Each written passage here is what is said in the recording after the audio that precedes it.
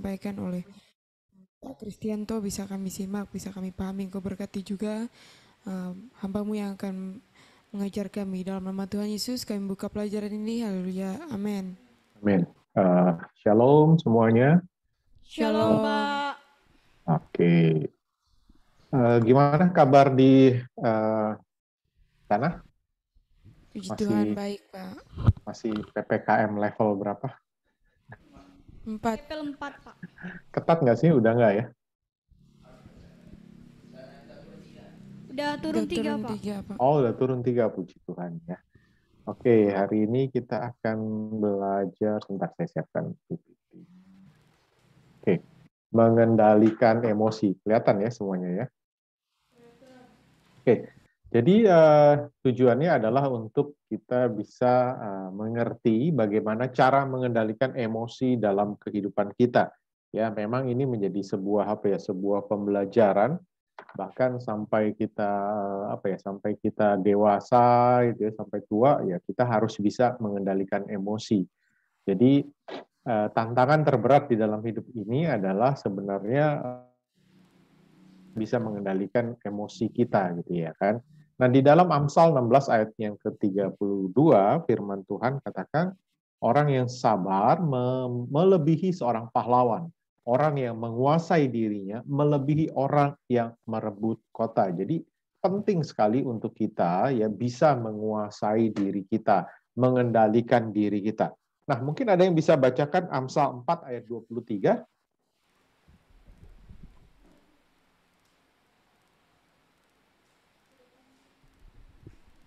Amsal pasal 4 ayat yang ke-23. Jagalah hatimu dengan segala kewaspadaan, karena dari situlah terpancar kehidupan. Amin. Ya. Jadi emosi itu ya biasanya timbul dari hati kita. Itu sebabnya penting sekali untuk kita bisa menjaga hati kita ya dengan segala kewaspadaan ya. Karena dari situlah terpancar kehidupan. Kita mau merespon ini dengan marah, dengan emosi itu tergantung dari respon kita ya, dari hati kita ya. Nah, bagaimana kita bisa mengendalikan emosi kita ya. Nah, keadaan emosi yang sering labil dapat menjadi pemicu terjadinya konflik ya, baik terhadap diri sendiri ya, terhadap orang lain. Nah, hal itu bisa menyebabkan terhambatnya ya proses pertumbuhan kedewasaan rohani kita ya. Karena penting sekali untuk kita bisa mengendalikan emosi kita. Nah, bagaimana kita meruntuhkan kesombongan? Yang pertama adalah kebanggaan yang benar ya. Jadi adalah baik dan wajar jika manusia yang merasa atau kita mempunyai sebuah kebanggaan. Tetapi ya, perasaan ini harus datangnya dari pengujian diri di hadapan Tuhan, bukan hasil perbandingan ya dengan sesama. Boleh nggak kita bangga sama diri kita? Boleh ya. Tapi sekali lagi ya, harus datangnya ya diujinya yaitu di hadapan Tuhan, bukan karena kita membandingkan diri kita dengan orang lain. Yuk coba buka Galatia 6 ayat yang keempat.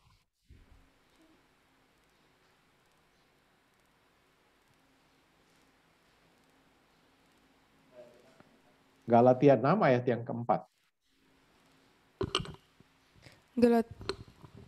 Galatia pasal 6 ayat yang keempat. Baiklah, tiap-tiap orang menguji pekerjaannya sendiri, maka ia boleh bermegah melihat keadaannya sendiri dan bukan melihat keadaan orang lain. Amin. Ya, jadi harus kita uji. Yang berikutnya Filipi 2 ayat yang ketiga.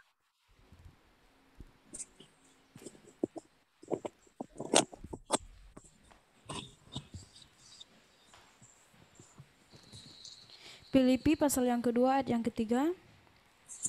Dengan tidak mencari kepentingan sendiri atau puji-pujian yang sia-sia.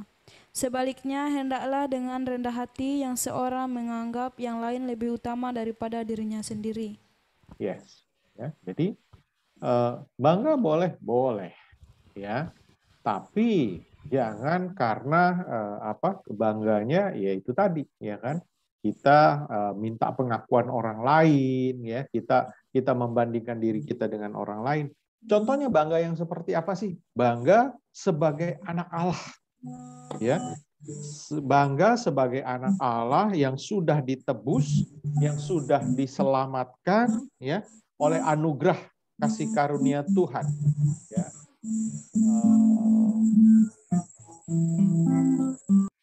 Okay, thank you. Contohnya tadi ya, bangga karena kita ini adalah anak Allah. Ya, karena kita sudah ditebus, diselamatkan oleh anugerah Allah, ya, oleh karena kasih karunia Allah, ya, sehingga kita rindu memiliki keinginan untuk menyelamatkan orang lain, ya. Kita rindu untuk kita berjalan di dalam kebenaran. Nah, bangga yang seperti itu boleh nggak? Boleh, gitu ya kan. Kalau misalnya, oh bangga karena saya sekolah di BISOM, gitu ya kan, karena saya akan jadi pendeta. Boleh nggak kita bangga seperti itu? Sekali lagi kita uji. Kalau itu hanya untuk kesombongan diri kita, maka kita perlu bertobat. Ya, tetapi kalau kita banggakan itu supaya orang lain mengikuti jejak kita, ya, mengikuti teladan kita, gitu ya kan. Kemudian kita bangga sekolah di BISOM, gitu ya. Kenapa? Karena saya dijadikan sebagai dipersiapkan menjadi seorang hamba Tuhan. Ayo ikut yuk sekolah ini yuk, sama-sama kita menjadi hamba Tuhan. Bangga seperti itu boleh? Boleh. Yang penting nama Tuhan yang ditinggikan. Ya. Nah, yang kedua, kebanggaan yang salah adalah kesombongan. Ya. Nah, kalau tadi kebanggaan yang benar, nah ini kebanggaan yang salah, yaitu kesombongan. Kesombongan dapat mengakibatkan tangan Tuhan menentang kita. Ya. Jadi bahaya utama dari kesombongan dapat membawa kita kepada kesombongan rohani. Ya, merupakan alasan nomor satu mengapa orang sulit sekali menerima pemberian cuma-cuma, yaitu keselamatan dari Tuhan. Ya, jadi kesombongan adalah alasan yang nomor satu mengapa orang sulit sekali menerima ya pemberian cuma-cuma dari Tuhan, yaitu keselamatan. Ya, nah kesombongan rohani ya akhirnya meremehkan orang lain. Ya, kesombongan rohani seringkali kita merendahkan orang lain, ya, merasa paling benar, merasa kita yang paling benar, dan akhirnya tidak mau dikoreksi, ya, gampang menghakimi orang lain. Nah, ini kesombongan yang salah. Kebanggaan yang salah, yaitu kesombongan. Ya, nah perhatikan baik-baik untuk kita belajar.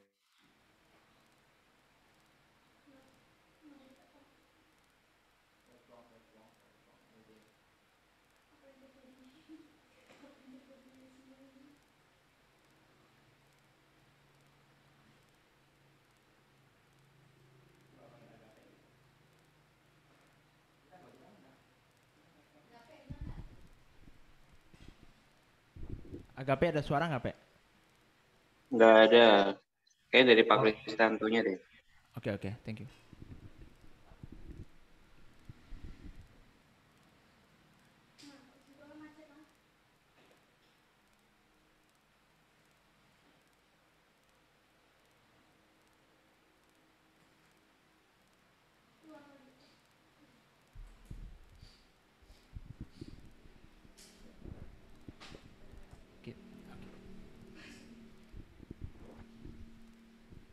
Di unmute, Pak.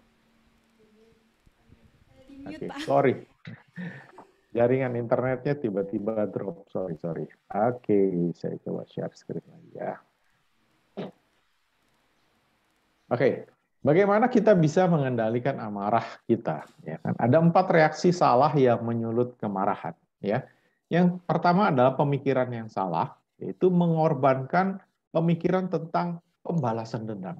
Jadi yang ada di otaknya, gitu ya, wah bagaimana ini saya harus membalas ya, balas dendam karena tersinggung, karena sakit hati, ya, mendendam terhadap seseorang, ya, merencanakan untuk membalas dendam, gitu ya kan.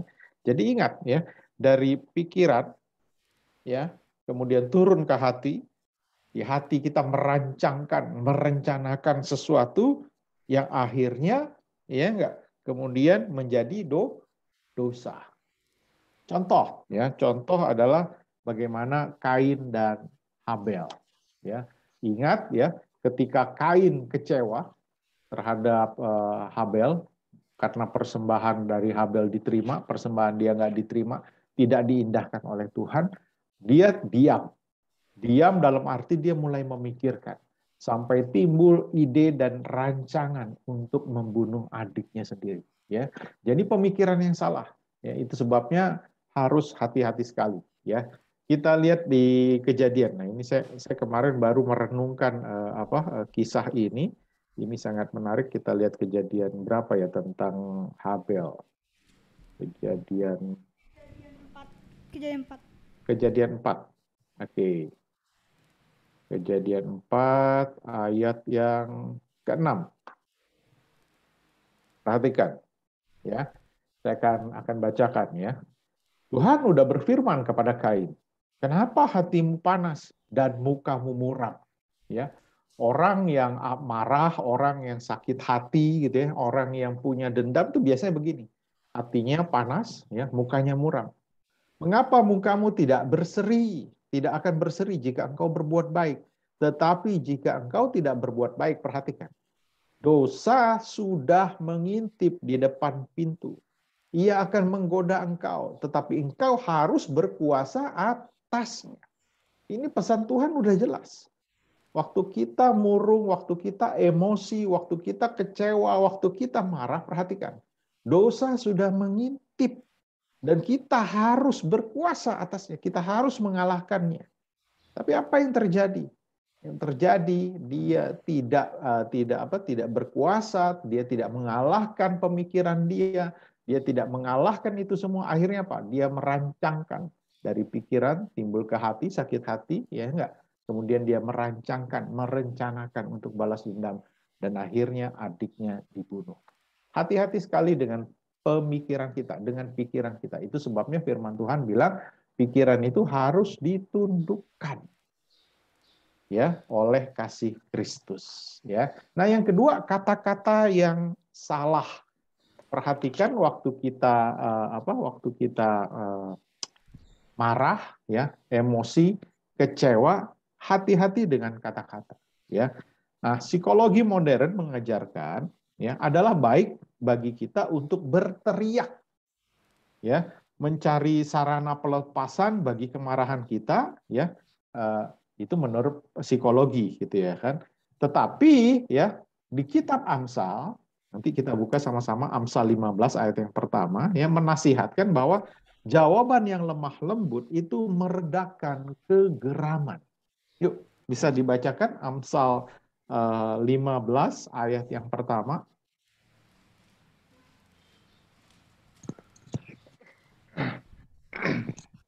Amsal 15 ayat yang pertama. Jawaban yang lemah lembut meredakan kegeraman, tetapi perkataan yang pedas membangkitkan marah. Yes. Ya. Nah, hati-hati dengan kata-kata kita. Hati-hati dengan bercanda kita. Ya, kalau zaman sekarang anak milenial sekarang hati-hati dengan jarimu. Kadang-kadang kalau kita WhatsApp gitu ya kan, kita kan suka mengetik ya, bercanda ya, mengeluarkan statement, kata-kata, tulisan ya. Hati-hati dengan itu semua. Kenapa? Karena dapat membuat orang menjadi tersinggung. Dapat membuat orang menjadi marah. Nah, kalau misalnya kita nggak kuat, nggak tahan, ya cari tempat kosong, gitu, tempat sepi, teriak aja gitu ya kan. Tapi jangan teriakin orang gitu ya kan, yang akibatnya dapat menimbulkan masalah ya. Nah, yang kedua Matius 12 ayat 34.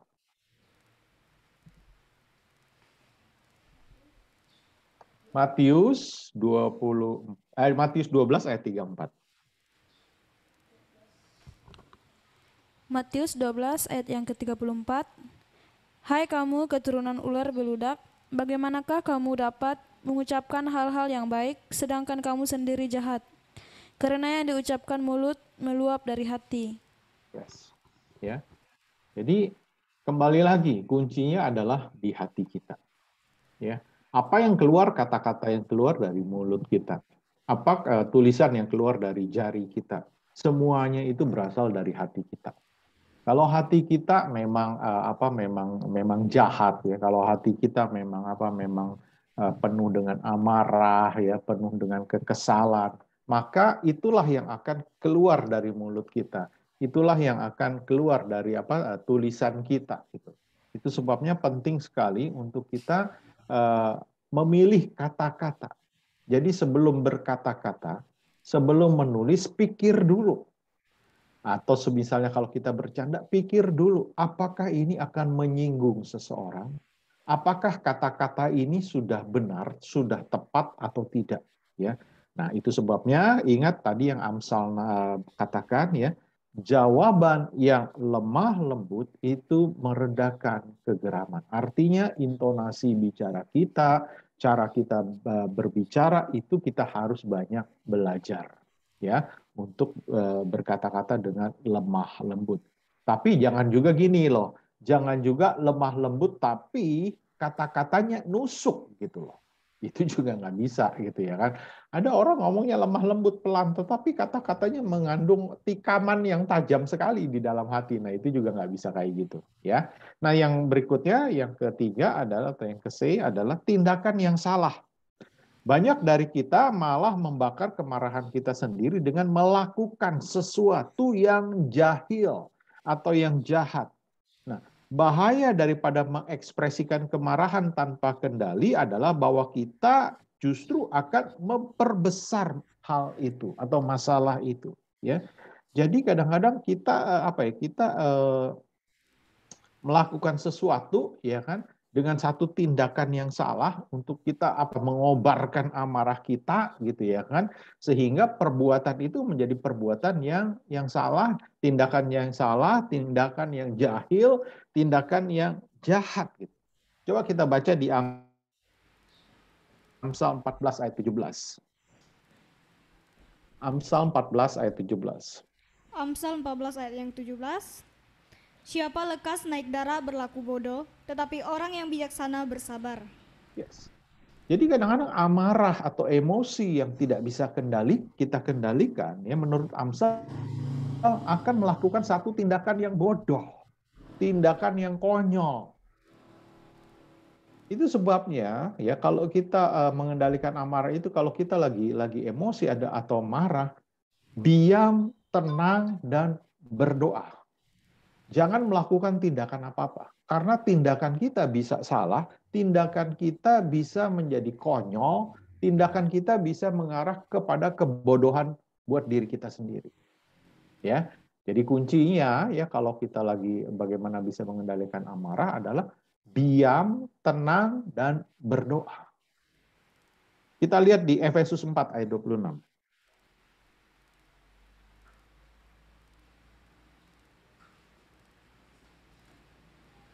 Efesus 4 ayat yang ke-26.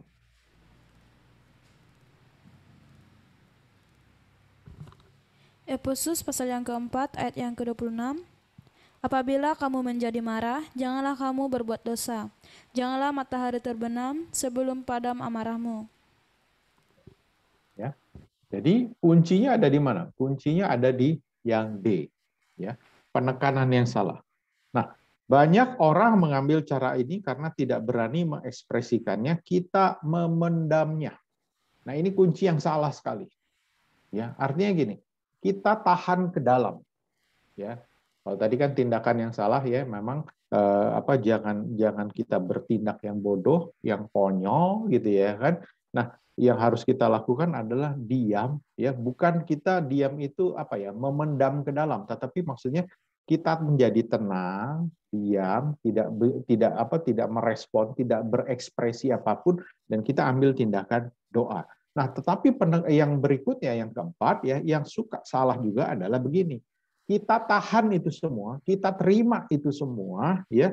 Kemudian kita tidak berani mengekspresikannya, ya. Nah, akhirnya apa? Itu memendam ke dalam. Akibatnya jadi apa? Akibatnya itu menjadi menjadi akar pahit buat diri kita. Kalau kita mengendalikan amarah kita, tetapi kita dengan tindakan diam, tidak cari Tuhan, tidak mengampuni, tidak berdoa, misalnya kita terima itu semua, lihat aja, karena kita nggak berani, kita tekan ke dalam, ya, amarah kita, itu juga nggak baik, itu juga nggak bagus, karena efeknya itu akan membuat kita menjadi akar pahit terhadap seseorang. Jadi bagaimana kita bisa mengendalikan amarah kita? Ya, pertama, ingat pikiran kita jangan sampai salah, jangan sampai pikiran kita ya salah. Ya, yang kedua adalah kata-kata kita. Perhatikan kata-kata kita, apa yang kita keluarkan. Ingat, itu semua dari hati. Yang berikutnya adalah tindakan kita. Jangan sampai tindakan kita jadi salah juga. Dan yang keempat, yuk, penekanan yang salah. Ya, jangan sampai kita terima, kita tidak ekspresikan, kita tidak selesaikan amarah kita, akhirnya ke dalam, ya, masuk ke dalam hati kita, kita mendendam, dan akhirnya menjadi akar pahit. Ya, nah berikutnya adalah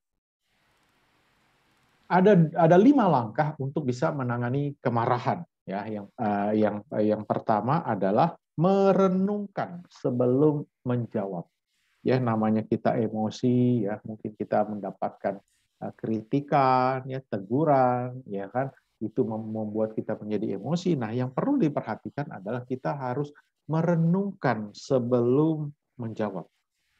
Jadi belajar mengambil waktu untuk merenungkan situasi yang ada, ya, kemudian berusaha untuk memahami orang-orang, ya, untuk apa? Untuk mendalami masalah kita lebih jauh, ya, merenungkan kenyataan bahwa kita telah banyak diampuni oleh Tuhan. Nah, ya, sehingga apa? Sehingga kita bisa memaafkan orang lain, ya. Jadi mari coba kita buka Pengkhotbah 7 ayat 8 sampai 9. Pengkhotbah 7 ayat 8 sampai 9.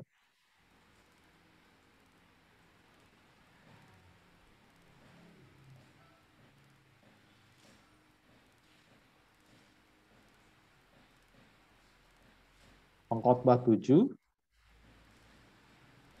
ada?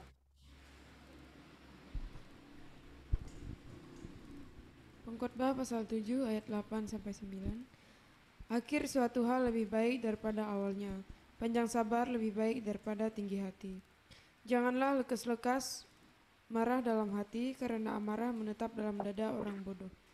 Yes. Jadi jangan sampai kita spontan keluar perkataan, ya, atau kemudian kita spontan dikuasai oleh emosi kita, ya, sehingga apa? Sehingga kita waktu kita menjawab atau berbicara, kembali lagi, ya, pada poin yang tadi, ada kata-kata yang salah keluar, sehingga apa? Sehingga akhirnya menjadi konflik, menjadi pertengkaran, ya.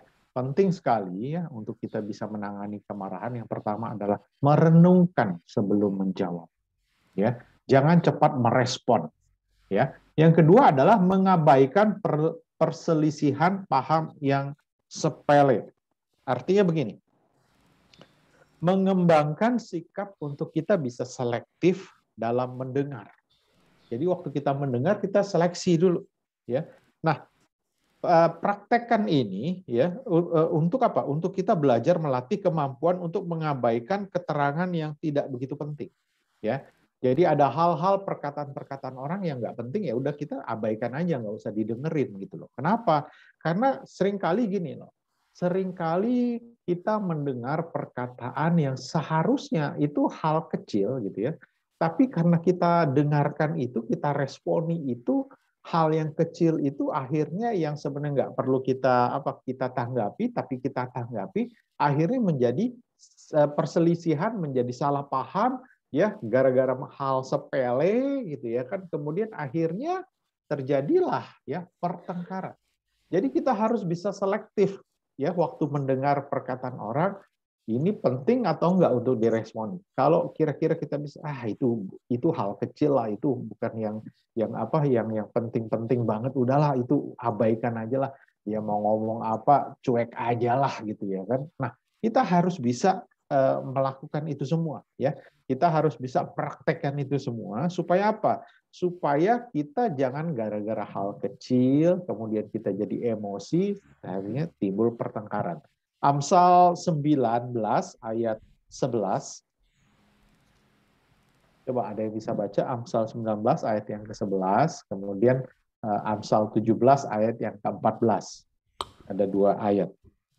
Amsal 19 ayat yang ke-11. Akal budi membuat seseorang panjang sabar, dan orang itu dipuji karena memaafkan pelanggaran. Amsal 17 ayat 14. Memulai pertengkaran adalah seperti membuka jalan air, jadi undurlah sebelum perbantahan mulai. Yes, ya. Jadi perhatikan ya ayat-ayat tadi, nanti dicatat, direnungkan lagi. Jadi gini, seleksi semua hal, ya. Kalau hal kecil jangan diperbesar. Ya. Kalau hal besar yuk kita perkecil.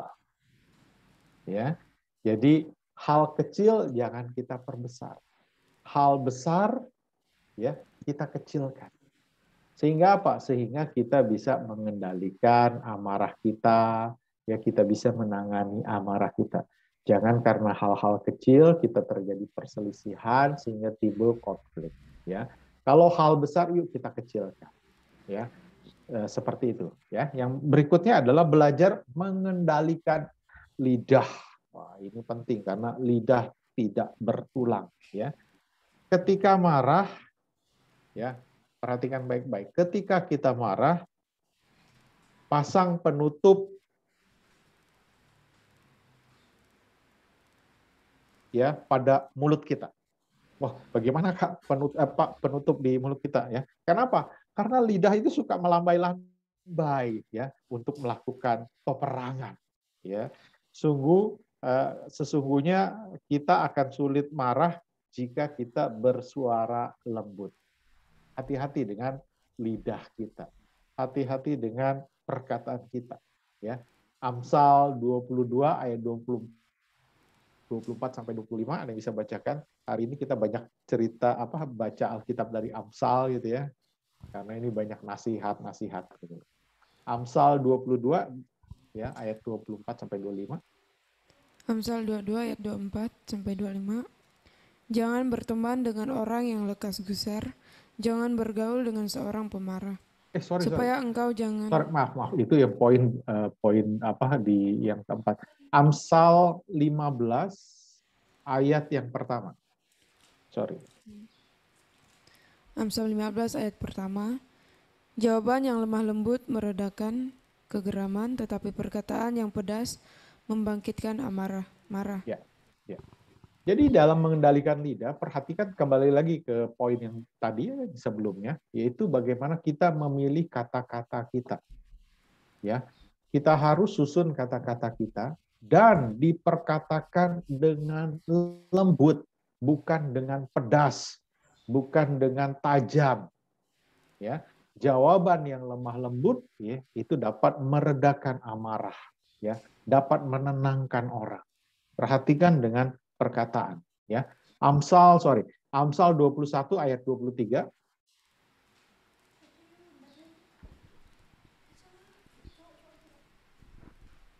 Amsal 21 ayat 23. Siapa memelihara mulut dan lidahnya memelihara diri daripada kesukaran. Amin. Penting ya untuk kita jaga lidah atau mulut kita ya. Itu sebabnya jangan cepat merespon. Jangan cepat mengeluarkan kata-kata, jangan gampang mengeluarkan kata-kata perkataan. Seringkali perkataan atau lidah kita ya itu menjadi tajam sekali untuk berefek pada pertengkaran. Ya, penting sekali ya. Nah, yang berikutnya yang keempat yang tadi dibacakan Amsal 22, siapkan saja ayatnya ya. Membina hubungan dengan hati-hati. Maksudnya apa? Maksudnya begini. Dengan siapa kita bergaul itu akan berakibat ya kita akan menjadi serupa dengan orang tersebut. Itu sebabnya pilihlah kelompok ya atau komunitas itu dengan baik dan cermat. Kalau kita punya komunitas, punya kelompok, kita bergaul dengan orang-orang yang misalnya emosian ya, orang-orang yang tinggi hati, maka itu akan terjadi, ya, akan membentuk diri kita. Tetapi ketika kita punya komunitas, punya kelompok, punya teman-teman yang misalnya kerohaniannya baik, ya kan, belajar firman Tuhannya juga baik, ya. Nah, dengan sendirinya kita akan sama dengan komunitas kita. Nah, itu sebabnya penting sekali, ya, waktu kita membina hubungan harus hati-hati dengan siapa kita bergaul, maka itu akan sama dengan itu. Yuk kita tadi baca Amsal 22 ayat 24 sampai 25.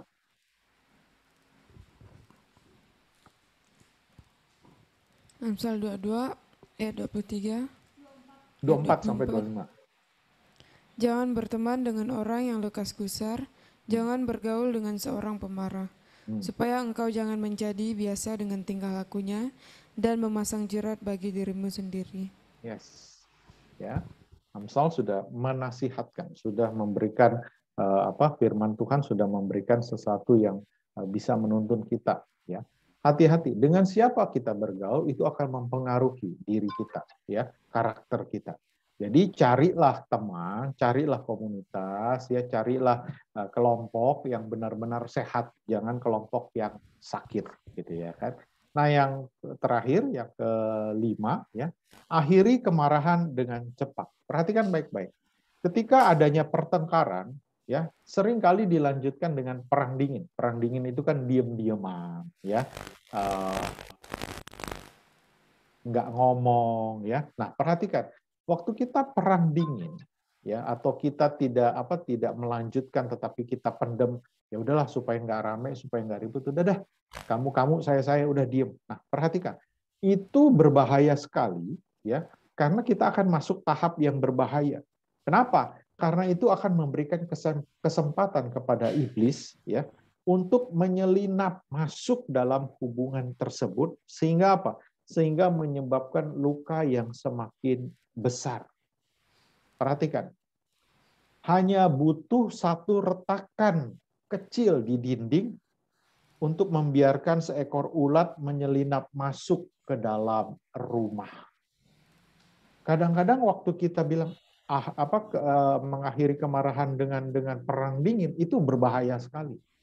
Ya, coba kita lihat Efesus 4 ayat 26 sampai 27. Efesus pasal 4 ayat 26. Apabila kamu menjadi marah, janganlah kamu berbuat dosa. Janganlah matahari terbenam sebelum padam amarahmu, dan janganlah beri kesempatan kepada iblis. Yes. Artinya apa? Jangan matahari sebelum terbenam. Artinya selesaikan hari itu juga. Jangan didiamkan berlarut-larut, ya, sampai besok, sampai lusa, sampai seminggu, gitu ya, enggak. Akibatnya apa? Akibatnya itu berbahaya sekali. Kenapa? Akhirnya ada kesempatan di mana nanti iblis masuk di dalam pikiran kita. Dan akhirnya, ya, lukanya itu makin besar. Jadi waktu kita misalnya ada pertengkaran, ada perselisihan, selesaikan hari itu juga. Ya, artinya selesaikan, ya, kalau memang salah kita harus minta maaf, gitu ya kan. Akhirnya selesaikan dengan damai hari itu juga. Jangan dibiarkan berlarut-larut. Termasuk juga dalam hal ini, ya, agape sama anis, dalam hubungan suami istri. Ya, jangan diam. Jangan biarkan berlarut. Karena apa? Karena nanti begitu nanti ada konflik lagi, itu akan diungkit lagi. Akhirnya apa? Akhirnya jadi nggak selesai. Jadi akhirnya marahnya jadi makin besar. Amin. Nah, sampai sini ada pertanyaan atau ada kesaksian yang mau ditambahkan? Udah jelas, Pak. Udah jelas, ya. Oke, yang berikutnya kita mengatasi rasa tertekan. Ya, ada 3 gejala tertekan. Ya, yang pertama adalah kondisi yang kering. Apa itu kondisi yang kering? Ya, inilah saat di mana kita harus berhati-hati untuk tidak mengambil segala sesuatu yang melebihi kapasitas kita. Hal itu akan menyebabkan kekeringan dari dalam diri kita. Sekali kita kering, itu akan membentuk suasana hati yang mendorong kita untuk berhenti melakukan pekerjaan-pekerjaan yang diharapkan. ya. Jadi perhatikan baik-baik ya, mengatasi rasa tertekan itu jangan sampai dalam tanda petik ya kondisi yang kering ya. Contohnya itu di Elia ya. Bagaimana Elia ya ketika itu dalam kondisi yang sangat tertekan sampai dia berkata-kata seorang Elia yang begitu hebat ya, habis membunuh Nabi Baal gitu ya. Ketika dia mendapatkan tekanan dari Isabel sampai dia berteriak, udah mending aku mati aja deh. Bayangkan seorang sekaliber Elia begitu tertekan ya dalam kondisi yang sangat kering hatinya sampai dia memilih untuk lebih baik Tuhan cabut nyawaku sajalah. Sampai segitunya.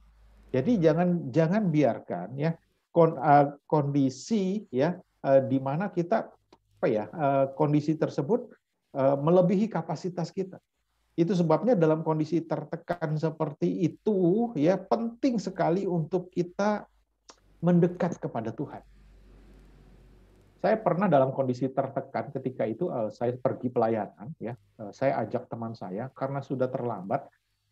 Saya naik motor cepat karena dia perempuan, dia agak terlambat, tapi dia juga ikut ngebut.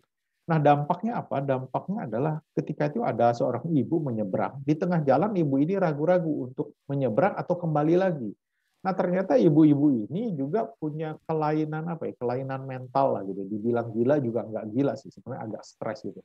Di tengah jalan itu dia bukannya melanjutkan perjalanannya, tapi dia balik lagi gitu loh ke seberang gitu ya. Nah, teman saya yang perempuan lagi ngebut kaget karena ibu ini, dia pikir ibu ini akan melanjutkan jalan tapi dia balik lagi.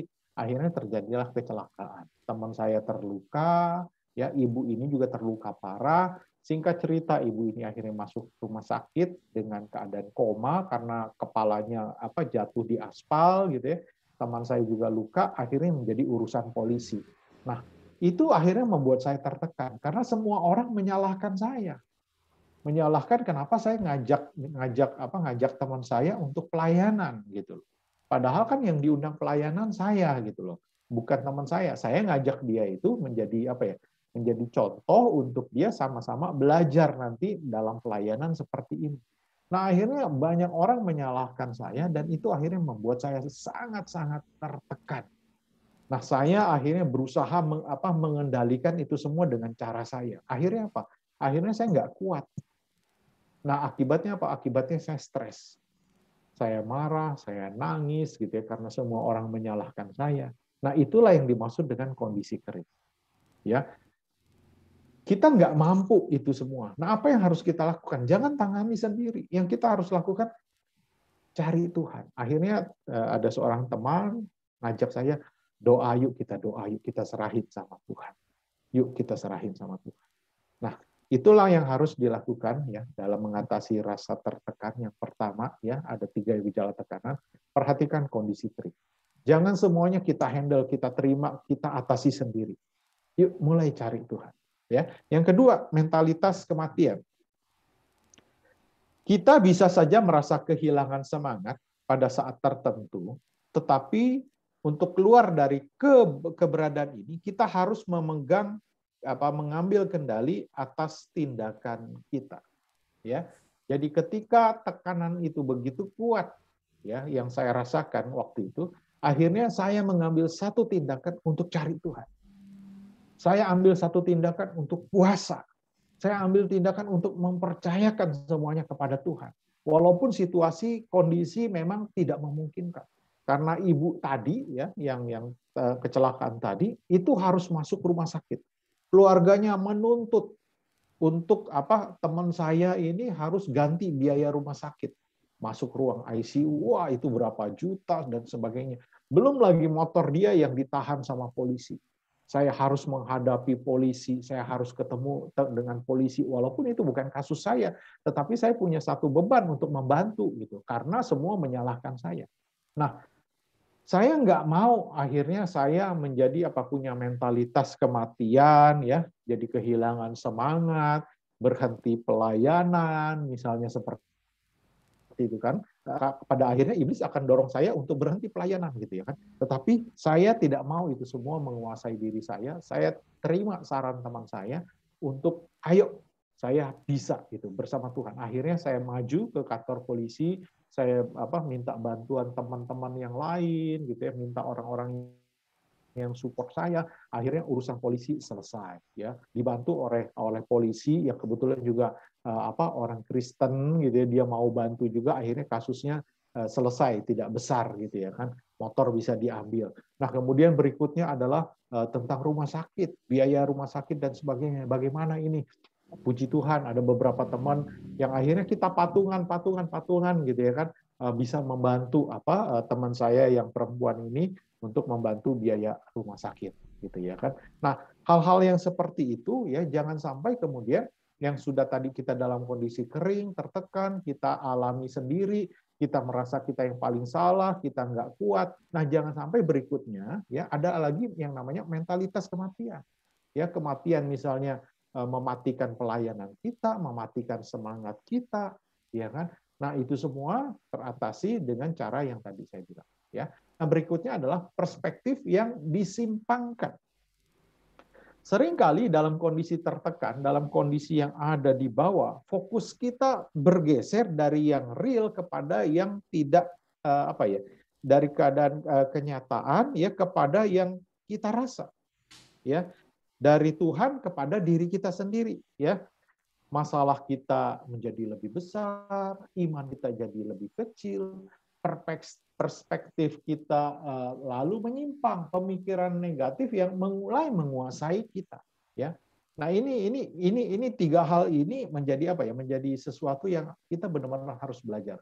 Saya banyak belajar sekali dari pengalaman itu sehingga Sehingga sekarang begitu ada masalah dan membuat saya tertekan, saya belajar dari pengalaman itu, ya. Jadi pertama ya, masalahnya memang jadi besar.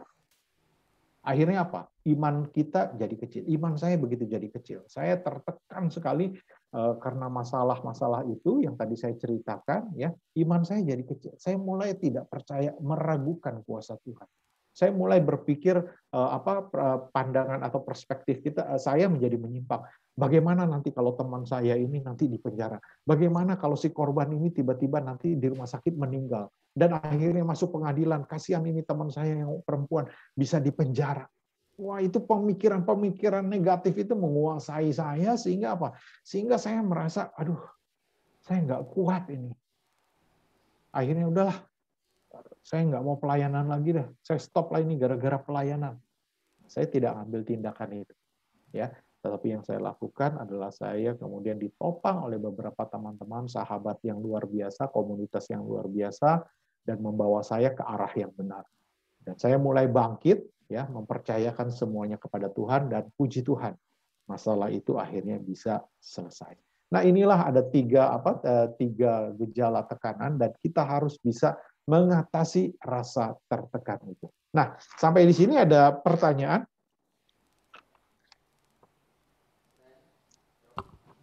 Nggak ada, Pak. Nggak ada. Oke. Nah, ada tiga cara ya. Kalau itu kan mengatasi ada tiga gejala tekanan ya yang kita udah belajar tadi. Nah, sekarang bagaimana cara mengatasi yang pertama adalah pemulihan fisik. Kadang hal-hal yang paling rohani untuk dilakukan adalah beristirahat, makan dan tidur. Sama seperti cerita Elia, ya. Yang dia lakukan adalah dia diperintahkan ke Sungai Kerit untuk diam tinggal di situ. Yang dilakukan apa? Ya, yang dilakukan adalah beristirahat, makan, tidur. Makanya pandemi COVID ini orang suka panik, suka tertekan, ya. Akhirnya stres sendiri, imun tubuhnya menjadi turun gitu ya kan. Nah, cara yang paling baik adalah istirahat, makan tidur, istirahat sehingga imun tubuhnya baik gitu ya. Itu kalau cerita COVID sekarang. Tetapi ketika kita mengalami tekanan ya, perhatikan ya.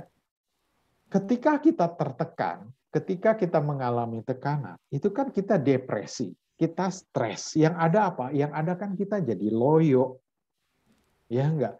kita kurang tidur karena mikirin masalah kita nggak nafsu makan. Akhirnya apa? Akhirnya jadi sakit. Akhirnya apa? Akhirnya jadi tambah stres. Yang tadinya pikiran gitu ya kan mulai akhirnya menggerogoti fisik. Nah, apa yang harus kita lakukan? Ya, fisik kita dulu. Jangan sampai gara-gara tekanan pikiran atau masalah itu mengganggu fisik kita menjadi lemah. Nah, yang kita harus lakukan adalah jangan sampai fisik kita ikut jadi lemah. Itu sebabnya perlu istirahat, perlu makan, perlu tidur. Yang kedua adalah pemulihan emosional kita. Orang tertekan itu sukar untuk bersama-sama dengan orang lain. Ya, dalam kondisi tertekan, stres, ya, biasanya orang tersebut akan menyendiri, menarik diri dari teman-temannya, ya, nggak mau bergaul, merasa ini masalah saya, udahlah orang semua nyalain salah, menyalahkan saya, udah saya mengurung diri di kamar. Nah ini salah. Yang harus kita lakukan justru kita harus cari orang, cari teman-teman kita, cari sahabat-sahabat kita. Karena mereka yang akan menolong kita untuk menopang kita, mengarahkan kita, ya, untuk mencari Tuhan, untuk menguatkan kita. Itu sebabnya, yuk cari persekutuan. Jadi pertama pemulihan fisik, kedua pemulihan emosi kita. Nah yang ketiga adalah pemulihan rohani. Ya, mulai masuk saat teduh dengan Tuhan. Biar Tuhan yang menguatkan kita, menghibur kita, mengangkat kita keluar dari masalah kita, keputusasaan kita, dan memulihkan kita secara rohani. Nah ini tadi yang kesaksian yang tadi saya ceritakan seperti itu. Ya, secara fisik saya stres, nggak nafsu makan, ya. Kemudian saya pilih menyendiri, tapi puji Tuhan, ya. Saya ketemu dengan ada komunitas sahabat-sahabat yang menopang saya. Di balik semua orang gereja yang menyalahkan saya, menuduh saya, tapi saya punya teman-teman yang menopang saya. Penting sekali, ya. Jadi ini mengatasi rasa tertekannya. Kalau yang tadi adalah gejala tertekannya seperti ini, ya.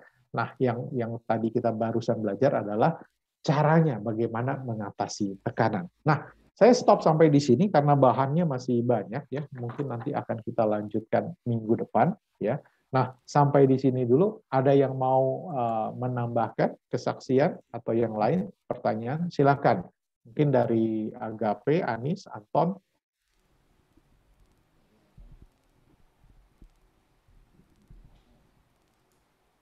Ada? Kalau misalnya tentang kemarahan, Pak. Ya. Misalnya kita marah, tapi kita sengaja diam supaya masalahnya nggak jadi besar. Tapi seringkali itu malah merusak kita sendiri gitu, Pak. Kita mendem jadinya, Pak. Betul. Jadi apa yang harus dilakukan? Kalau kita ngomong nanti akhirnya jadi lebih besar masalahnya, jadi saling berargumentasi. Tapi kalau kita diam, kitanya kayak makan hati. Ya. Menurut Bapak seperti apa harusnya? Ya. Jadi diam itu bukannya kita diam maksudnya supaya nggak jadi besar, udahlah kita diam supaya masalahnya nggak jadi tambah ribut, udah saya diam aja. Betul, Agape, itu akan merusak diri kita.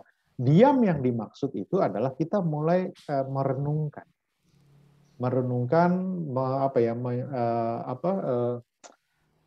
mulai ini masalahnya apa sih sebenarnya, ya kan? Nah, cari Tuhan dalam diam itu. Izinkan Roh Kudus kemudian nanti akan tegur kita.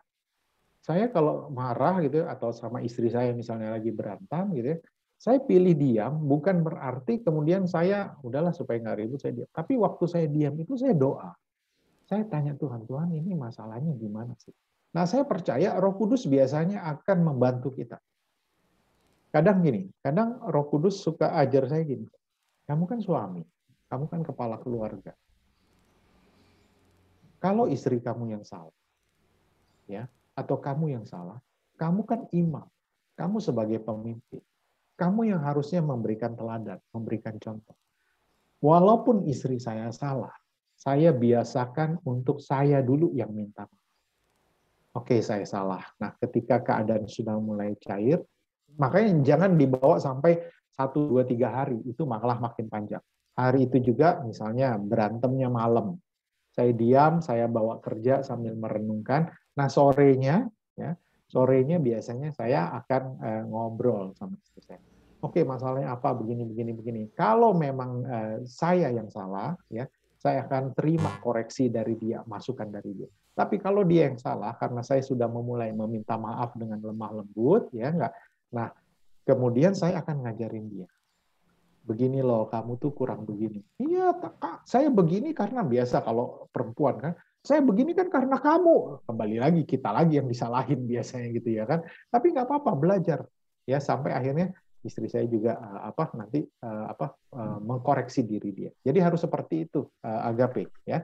Jangan dibiarkan berlarut-larut, merusak diri kita, pastinya, dalam diam, tapi juga nanti akan membuat masalah itu tidak selesai, malah itu menjadi lebih besar. Kenapa? Karena di pertengkaran selanjutnya itu akan diungkit lagi nanti kalau tidak selesai hari itu juga, ya seperti itu. Yang lain? Ya, terima kasih, Pak. Ya, sama-sama. Anton, dari Anton mungkin ada? Enggak ada. Nggak ada ya, aman. Bisom kayaknya aman semua. Baik-baik sih mukanya. Ya, cukup, Pak. Suci-suci semua sih ini anak-anak Bisom ini yang di Singkawang. Oke, saya rasa saya sampai di sini dulu. Saya serahkan kembali ke Pak Erik. Silakan Pak Erik. Oke Pak, terima kasih ya Pak buat pengajarannya Pak. Kalau memang nggak ada pertanyaan, mungkin dari Pak Jo ada yang mau ditambahkan Pak?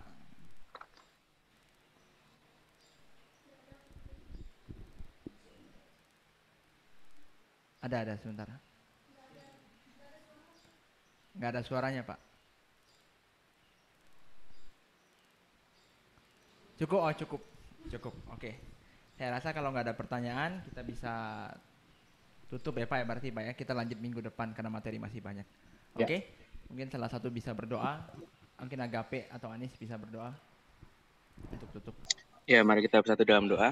Bapa di surga, terima kasih ya Tuhan untuk pagi hari ini kami belajar tentang kemarahan Tuhan. Biar Engkau yang berikan kepada kami Tuhan pengertian saat kami nanti yang marah Tuhan.